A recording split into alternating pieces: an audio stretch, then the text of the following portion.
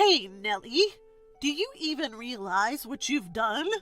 How could you neglect your duties as a wife and burden Sal like this? You're the worst wife ever. I'll teach you a lesson. Mother-in-law, there's a reason I left.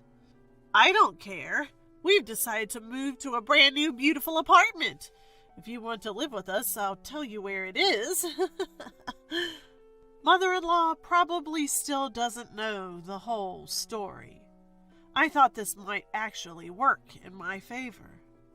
No thanks, I'm good. Huh? My name is Nellie, a 35-year-old office worker. I've been married to Sal for 5 years. He's currently 40, so there's a 5-year age gap between us. I've always been attracted to older men, and I fell for Sal because he's so calm and kind. Our relationship progressed smoothly, and we got married. Our married life was pretty good. But a few months ago, I could see the end of our peaceful life. I've been laid off. What? Sal was suddenly laid off. The company was struggling due to an economic downturn. I never thought Sal would be laid off, especially since he worked for a major corporation. I assumed we'd continue to live comfortably on his good salary, but nothing in life is guaranteed. We were suddenly in a tight spot. I used to be a homemaker, but I decided to start working again. I reached out to the company I left when we got married, thinking they might not rehire me, but luckily they did. Apparently, someone had just quit after giving birth. This job saved us from a total crisis. If Sal could find another job, we'd be okay. But it's tough for middle-aged men to find work. So he could only get a part-time job, earning around $700 a month. My salary isn't that high either, since I'm returning to work after 5 years. It's just enough for the two of us to get by. Hey, our rent is high. Should we move somewhere cheaper? I think it'd be better to save some money. To make our lives easier, we needed to cut our fixed costs. We used to live in a nice apartment because of Sal's high salary. But we should face reality and move to an apartment that's hundreds of dollars cheaper. However, Sal quickly shot down my suggestion. No, we're not moving. Why not? If we move to a smaller, cheaper apartment, my mom will ask why. I didn't get it. We can just tell her the truth that you were laid off and things are tough now. When I said that, Sal's face turned red and he raised his voice. Stop it! Never tell my mom I was laid off. We can pay the rent with your salary and my earnings. We're fine as we are.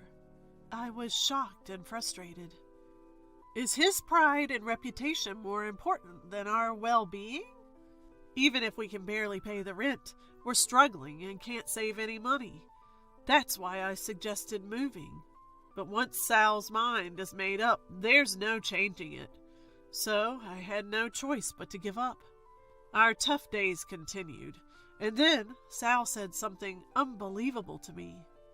Hey, is this all we're having for dinner today?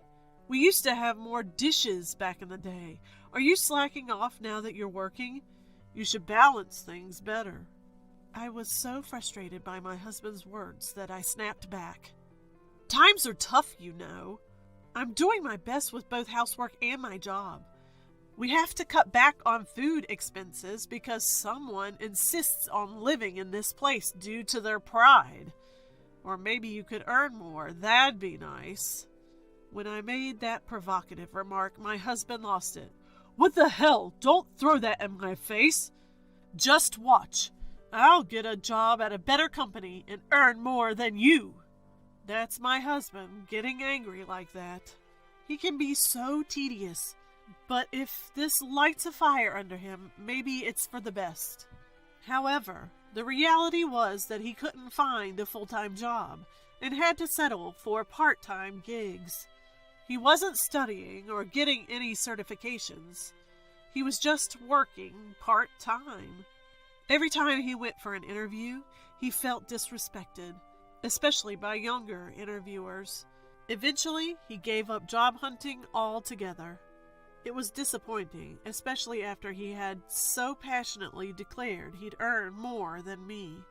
But my problems weren't just with my husband. It was my mother-in-law. Mother-in-law is the person who does not hesitate to call me even though I am at work. She had already called over 10 times just this morning. When I called her back during my lunch break, she started yelling right away. "Pick up the phone immediately when I call." Mother-in-law, I've told you I'm at work, right? I don't care about your little job. My calls come first. Ever since my father-in-law passed away a year ago, she's been calling me incessantly. Most of her calls were about checking if I was supporting her son properly. And now that she's heard I've started working, she's been calling even more frequently during my work hours. So, have you talked to Sal about it? I haven't heard back from him. I'm sorry, but moving in together is difficult right now. I don't care about your opinion. There's no way Sal would oppose it. Well, he's also finding it a bit challenging. Plus, we're financially tight right now. That's impossible. Sal works at a big company. He must be earning well. I always find myself at a loss for words when she says this. My husband asked me not to tell her about his layoff, so I can't tell her the truth. She probably thinks I'm lying about our financial struggles. Her calls are relentless, not just during work hours, but also when I'm at home. Look, a wife should prioritize supporting her husband, and valuing your husband means valuing his mother. You haven't visited us in a while. You should come over. But I'm exhausted from my full-time job, and my husband's part-time job even takes up some of his weekends, so we hardly have any days off together. So, our days don't match. Sorry, both my husband and I are so busy that it's hard to coordinate our schedules. I don't care about your convenience. Besides, Sal is off on the weekends, right? One of you can come over. Mother-in-law seemed quite frustrated and kept pushing. I was about to reach my limit and decided to tell her the truth about my husband. Well, my husband is working on weekends, too. What? What do you mean? Actually, just as I was about to spill the beans, my husband, who had been lounging on the sofa watching TV, rushed over and grabbed my phone. Mom! Sorry I haven't been able to visit lately. I'm working on a big project right now and even working on weekends. I promise I'll come to see you once things settle down. With that, he hung up and handed my phone back. Why did you do that without asking me? Why were you about to tell my mom everything? We should just be honest? She'll keep misunderstanding and nagging me forever. I don't want her to know. Just drop your silly pride for once. Shut up. You've been living off me and now you're talking back? He stormed off to his room. Life was already stressful, and on top of that, I had to deal with mother-in-law's snide remarks and my husband's selfishness. He always said his part-time day job was tough and never did any housework. He wasn't working full-time, just working on the weekends and maybe once or twice during the week. I wish he'd either find another job or at least help with the chores. Or I want you to remember housework and take the initiative. He's not pulling his weight, and I'm the one earning more, yet he complains about everything. I decided to leave home for a while. I went back to my parents' house for about a week to make him realize the difficulty of household chores. I had told my parents everything about our situation. They kept saying, "You should get a divorce." But I didn't want to give up so easily. We had been married for 5 years, and it was a love marriage. If we were to divorce, I wanted to try everything possible to make it work. Sure enough, my husband called when I got to my parents. "Hey, when are you coming back? What about my dinner?" "I won't be back for a while. You'll have to do the chores yourself." What? Stop joking and come back and do the chores. No, I won't. I want you to understand how hard it is. Do all the cleaning, laundry, and cooking. You'll realize how tough it was for me to do all that while working. I hung up. He called several times, but I ignored them all. Life at my parents' was so comfortable. Chores were divided among the three of us, and my mom cooked delicious meals, saying, "You must be tired." It felt so good to have meals served without doing anything. I stayed at my parents' for about a week. I wanted to stay longer, but my workplace was far from my parents', and I thought my husband might have realized the difficulty of household chores by now. I returned home after a long time. I was worried the house might be a mess, but it was cleaner than I expected. However, something felt off. Could it be? I checked my husband's room and noticed his clothes and suitcase were missing. He must have gone to mother-in-law's. I called him. "What do you want now?" "Where are you?" "At my parents' house." "You didn't go there right after I left, did you?" "That's right." "What are you thinking? That defeats the purpose." "It's your fault for leaving in the first place. I'm angry. I'm not coming back." "What do you mean?" "I'm going to live with my mom." "You're moving back home?" "No, we rented a new apartment and moved in." "What?" I was confused. As I was searching for words, the voice on the phone changed. "Hey, Nellie, do you realize what you've done? How dare you abandon your duties and burden Sal? You're the worst wife ever. I'll teach you a lesson." "Look, mother-in-law, I had my reasons for leaving." "I don't care. We've moved to a new, beautiful apartment. You want to join, right? If you agree to live with us, I'll tell you where it is." She probably didn't know anything. I thought this might work to my advantage. "No, thanks." "What?" She was taken aback by my quick refusal. "So I won't be coming." "You mean you'll live alone? You've been relying on Sal. You can't survive on your own." "Don't worry. I earn enough to live by myself. If we're not living together, there's no need for us to be married. So I'll divorce him." "What?" Both mother-in-law and my husband sounded shocked. "Wait, Nellie, we don't need a divorce." "I can't continue this marriage. I want to get away from a useless husband like you." When I belittled him, mother-in-law was furious. "How dare you speak to Sal like that? We don't need a wife like you. Sal, divorce her now." "Well, I'll prepare the divorce papers. You'll regret this. It's too late to apologize now." "I'd say the same to you." She hung up. I'm sure mother-in-law and my husband will come here with the divorce papers. Things are moving in my favor. I've given up on him since he went back to mother-in-law without any remorse. He won't change. There's no need to be together. I started packing my things, expecting them to arrive soon.